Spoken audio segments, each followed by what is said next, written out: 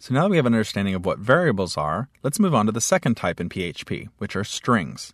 Now we've already been using strings without even knowing it. Hello world is a string.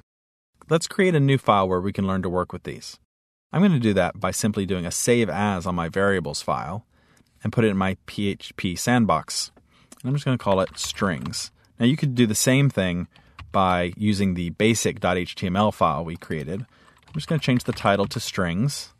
And I'm going to go ahead and take everything that's inside these PHP tags out so that I'm ready to work. I've got PHP tags to work with, and I'm ready to start working with strings. Now, as we saw earlier, we had a simple string, which was just hello world.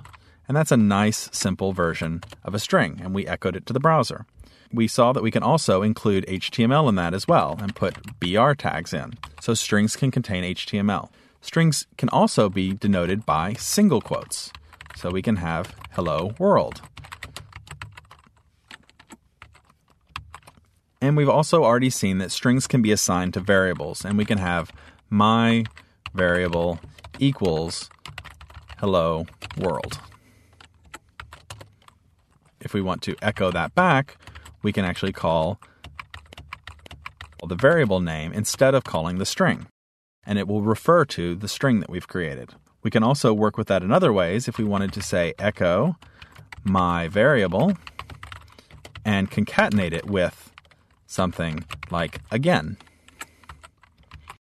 We have a feel already for what that will do if we bring it up in our browser. It will echo the variable, the value, hello world, and concatenate it with again. Those are concepts we've already explored. But now, let's take a look at something new. And I'm going to go ahead and just start a new PHP block here, just so we can have some delineation between the two. And I'm going to take that my variable that we just created up above, and I'm going to echo it directly into a string. I'm going to do that by using double quotes and then the $, my variable, and then space again. Now, take a look at that. I've actually got the variable inside the double quotes.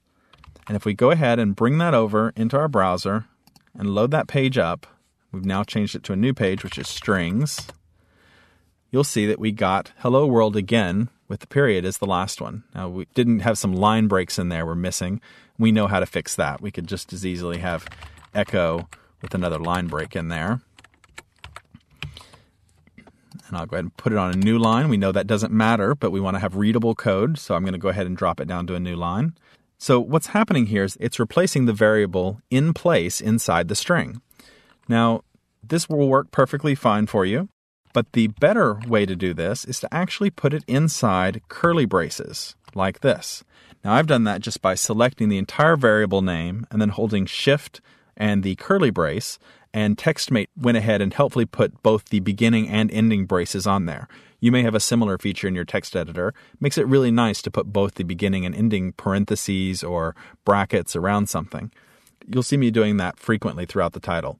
But the reason why we want to have the curly braces there is the curly braces will not be output, but they just help make it super clear that that's what we're talking about replacing, that that's where the variable exists. It'll be much more useful when we start doing variable substitution and we don't have a space that follows the variable. What if, for example, we had hello again? You'll see that it went ahead, if I take the space out of both of those, with the curly braces, TextMate was able to color it so that you can very clearly see that again is something new. Variable is distinct. That's where the variable should go. But up here, it got confused and thinks now we're talking about a variable called my_variable again. And that's not what we meant. So the curly braces are a good habit to always be in.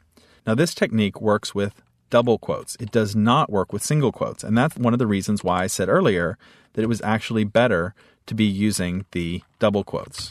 And I'll go ahead and put some BR tags in here just to clean this up. And let's go ahead and change this from double quotes to single quotes. And I'm just going to put a single one at the end of beginning and end of each. There we go. TextMate helpfully tried to put the ending ones in there for me. So now I have single quotes around it.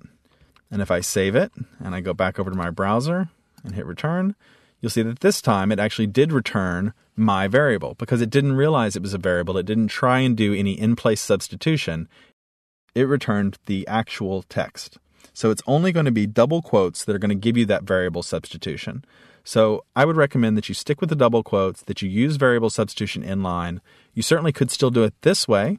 You could go ahead and break it out if it's more readable to you to have the variable and concatenate it with another bit of text, or you can put it directly into the phrase. So now we know what strings are, we know how to declare them with single quotes and double quotes, we know how to use variables, and we know how to use those variables with our strings, either by assigning strings to variables, by concatenating them together, or by doing in-place substitution. So now we have a good idea of how we can start to work with strings. Let's explore strings a little further by looking at some string functions.